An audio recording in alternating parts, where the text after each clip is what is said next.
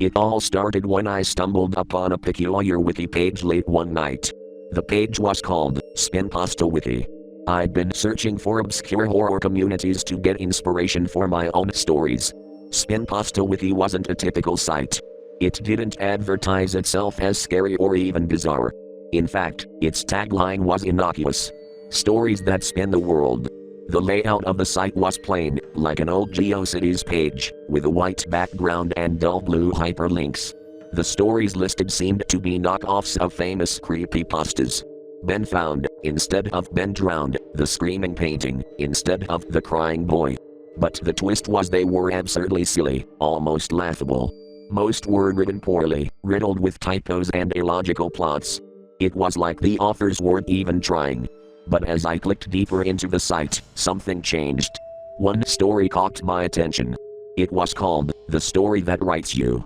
The description was vague. A tale about tales and the readers who become them. Curious, I clicked on it. The page was different. The text was formatted like a diary, written in first person. 12:04 a.m. You've found Spinpasta Wiki. You're curious, aren't you? You've clicked this story because you wanted something strange. Keep reading. 12:07 a.m. You've already glanced at the clock twice since opening this page. It feels like the night is stretching on forever, doesn't it? The hum of your computer is getting louder, isn't it? I froze. The timestamps were accurate to the minute. I had glanced at the clock twice since opening the page. I told myself it was just a coincidence, a psychological trick to make me think the story was tailored to me. But the text continued. 12:10 a.m.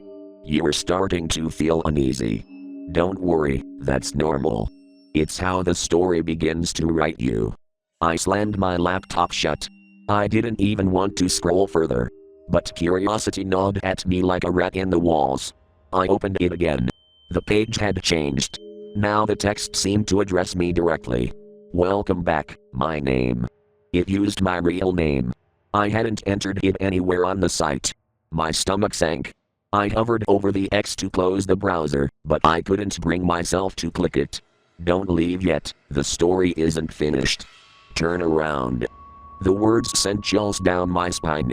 My room was silent, save for the low hum of my laptop. Slowly, I turned my head. Nothing. Just my dimly lit bedroom. My reflection stared back at me from the dark window, wide-eyed and pale. I sighed, half relieved, half embarrassed for falling for such a cheap scare.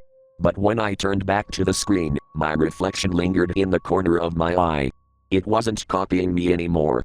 On the screen, the story had updated. Did you see it? No, not yet. But it's there. In the corner of your room. It's watching you read.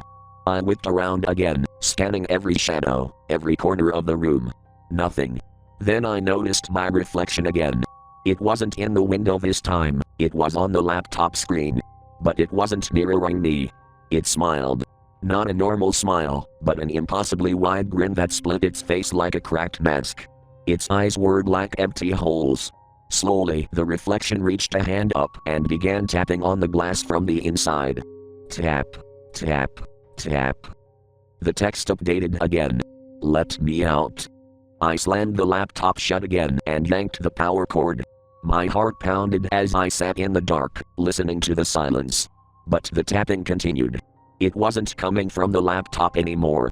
It was coming from the window. I haven't opened my laptop since. I don't know if I ever will. The Spinpasta Wiki still exists, I checked on my phone. But if you visit the site, don't click on the story that writes you. And if you do, don't turn around.